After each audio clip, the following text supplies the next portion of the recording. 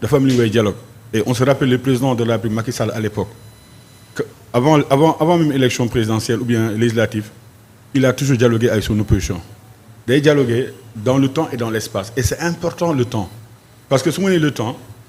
parce que l'empressement n'est que l'instigateur du diable il faut jamais s'empresser ces choses on l'a aujourd'hui demain on va jamais l'utiliser et j'ai entendu le ministre Omar Sarr qui disait mu ne ñun bañu ni dialogue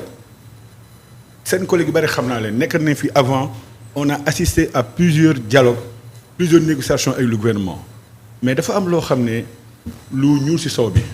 suñu déggee le ministre de l'intérieur je pense que aujourd'hui on doit le recuser parce que mu waxee nii pour man c'est pas transparent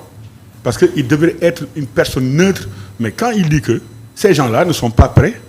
parce que débat bi subir dafa metti mais man je me dis que c'est des propos indignes venant d'un ministre de l'intérieur de ce pays et en plus mu ne ñii ils sont pas si bien réorganisés mais attends ñun moom la mooy si yoon si boppam moom yan mooy liggéeyam dafa war a woo opposition bi toog waxtaan xool mais on sait le pourquoi on a vu une vidéo du président Bassirou Diomaye Faye mu def vidéo pré-enregistré ko teg ko dem yoonam après par la suite mu convoqué le premier ministre fera sa DPG tout le monde sait que le premier ministre Ousmane Sonko du mos a def DPG ça on le sait après mu jékki-jékki conseil constitutionnel wax mais tey conseil constitutionnel moo jël place au assemblée nationale pour ñoom li ñu bëgg a def nii c'est-à-dire que benn genre de hold-up électoral yi ils sont en train de faire et c'est la loi des contraires mooy déshabiller Saint-Pierre pour mieux habiller Saint-Paul aujourd'hui ils sont dans ce schéma-là ñoom parmi seen lépp pare na léegi comme ça mu ko waxee rek dafa mel benn coup de massue la léegi ñu jékki-jékki rek un bon matin vous vous réveillez c'est comme vous étiez marié à une femme un bon matin la femme elle met le papier de divorce sur la table et ce qui nous est arrivé aujourd'hui avec le comportement du ministre de l'Intérieur non di question bett xam politique soo koy def il faut na am avant après mais on sait très bien Sénégal c'est une grande démocratie Sénégal on a toujours dialogué Sénégal le gouvernement bu fi nekk tout le temps les gens dialoguaient depuis Abdou Diouf Abdoulaye Wade mais ñi on le sait c'est des gens yoo xam ne ils ont installé une culture de la haine une culture de vengeance en entendant le premier Sonko au Grand Théâtre mu ne ñii maax ñoom fi ñu dem du neex ça tout ça c'est des menaces. mais est-ce que waroon na tey kuréel yi nga xamante ne woo nañ leen pour ñu waxtaan lu jëm ci wàllum élection législative yi ñu daal di jékki-jékki la ñu bëggoon xëy na peut-être am ñu ko ñu buddee wala ñu boycotté réunion bi. mais madame xam man damay gëstu si wàllu diplomatie lu bari ay relations internationales même quand deux pays se font la guerre dafa am ni ñuy woowee anglais di woowee de ceasefire cessez le feu les gens viennent sur une table de négociation mais su ñëwee toog ma ni gis que loo xam ne il faut qu'il y ait des préalables mais on est obligé de retourner man je me rappelle en 1997 quand j'étais leader du mouvement au Sénégal au lycée de la Poste on m'appelait Kabila on avait rencontré avec le ministre André Sonko Aminata Tall et Mamadou Ndoye mais quand on est venu avec le syndicat des enseignants on est venu présent pour montrer que nous sommes des républicains et ils ont fait la même chose c'est des républicains ils sont venus à l'appel du ministre de l'Intérieur mais su ñu ñëwee gis loo xam ne conditions yi leerul ils vont retourner et discuter entre eux à ce que leneen am ñu luy ñaan rek que nous soyons réorganisés que nous soyons prêts mais ñoom su nekkee ñuy wax jubal jubbante su nekkee ñoom la ñuy wax il faut pas faire ñun ce que nous avons fait dans le passé c'est-à-dire que ñun dans le passé on a eu à faire du mal à la politique sénégalaise on a fait du mal. Ah, vous assumez? Non, man, je l'ai toujours assumé. Il est comme ça. Je l'ai toujours assumé. Man, j'ai été au PDS. J'ai quitté le PDS en 2004. J'ai dit dans une émission à 7TV à Mamadou Awa Ndiaye lu tax ma jógee PDS gis naa ko APR mooy kumba am ndey kumba amul ndey. Et pourtant je suis dans l'APR parce que dama gëm un jour viendra je serai seul sama propre tombe et entre Dieu et moi il y a aucun intercesseur et l'intercession se fera au moment où Dieu en décidera. Pour parler par rapport à ça man dama gëm tey ñu ni on veut dialoguer mais suñu demee ba ñoom ni gagné élection ni xam ne antul mais aujourd'hui on a un président qui est confiné dans son lit au palais avec un premier ministre encombrant aujourd'hui on a un président boo xam ne qui est comparé comme yaa ngi fàtte suñu maam yi ba ñu doon léebal toog si taatu garab bi tey président bi man jikko boobu la gisee si moom day toog si taatu garab mu am benn sët boo xam ne mu def ko lu neex jox sët bi tàngal jox ko benn aliment neex a taalal loo neex tey sët bi mooy wax luy xew la preuve vous l'avez vu et vous l'avez constaté on vous a menacé il a menacé la société civile il a menacé les entrepreneurs il a menacé tout le monde mu ñëw mu ne ñii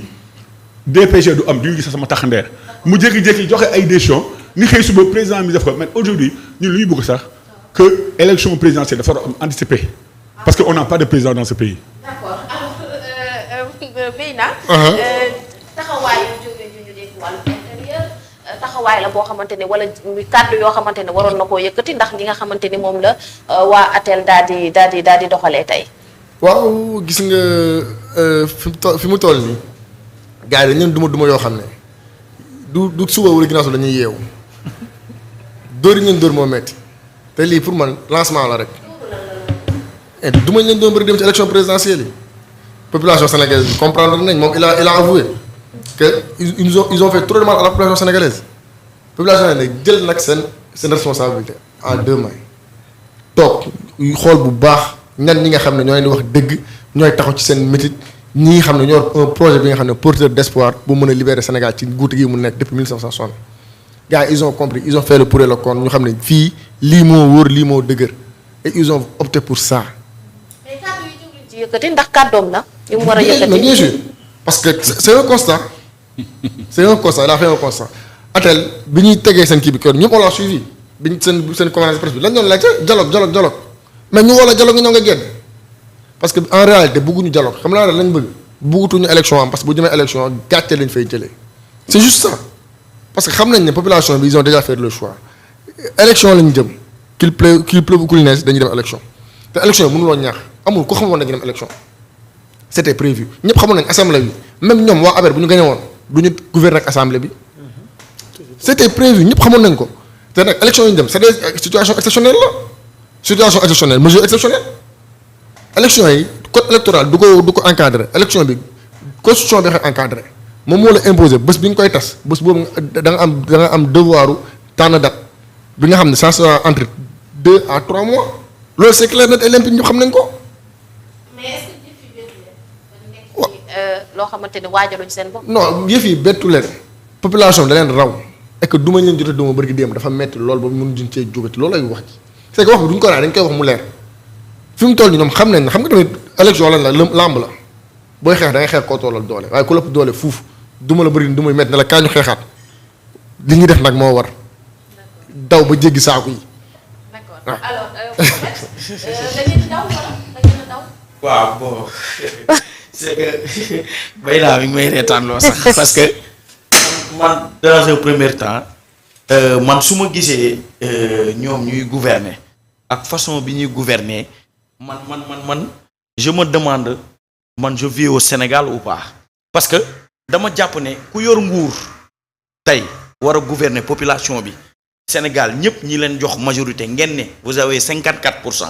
yéen ko am ñi nekk ci seen biir sax di am xel ñaar que ne 54% yi fu nekk la jóge ci parti yi même régime bi nga xam ne régime sortant bi nga xam ne y a des frustrés yoo xam ne dañu génn voter pour les 54%. non ñoom nañuy bàyyi xel loolu dañuy juum ci lu bari. du waa Diomaye président. non wala waa Pastef non munul nekk Diomaye président ak Pastef kese. c'est entre eux ñoom ci seen biir. am na ci ñoo xam ne génn nañ yàggul dara avant leur nomination ñu wax ne tey jii 54% yi que ñoom bu ñu yaakaar ne c'est au niveau du Pastef à l'intérieur du Pastef et Diomaye. ah ñoom xam nañ loolu. non y a des intellectuels yoo xam ne ils sont pas politiques. ñan la ñooñu da nga leen di calculer. ñan la ñoo c'est des personnes. non je vous ai laissé exprimer. dama la bàyyi nga exprimer wu. non dama la bàyyi non mais dama ko bàyyi du ma ko dog. par respect. kon donc non dama lay laaj. non bu ma dog rek. bàyyi non du yaa may poser question du yaa may boo ma waree poser question dama lay tontu. allez-y. dama lay tontu donc ñoom loolu foog ñu bàyyi ko xel ba pare aussi tamit comme li ñuy wax DPG bi xam nga peut-être on a un président boo xam ne dañ koy ñaanal yàlla yéen bi oyof ci kawam parce que c'est un Sénégalais en fait nit ki ku dul ñaanal nit jàmm doo am jàmm ci sa bopp dañ koy ñaanal mu am jàmm yéen bi oyof mais on peut pas concevoir un président qui sort qui dit que ne non le premier ministre va aller faire son DPG le lendemain son premier ministre envoie son protocole pour ñuy dem di def visite sur les locaux de l'Assemblée mais ñun on savait très bien que ne waa ji du dem parce que débat d'idée du débat d'idée waa ji du dem confrontation loolu xam nañ ko ci moom du confronté wu ak kenn te Sénégal peut-être dafa xaw a baaxoo ci boo may wax nag ma wax lu leer ndax mu mun la tontu lu leer.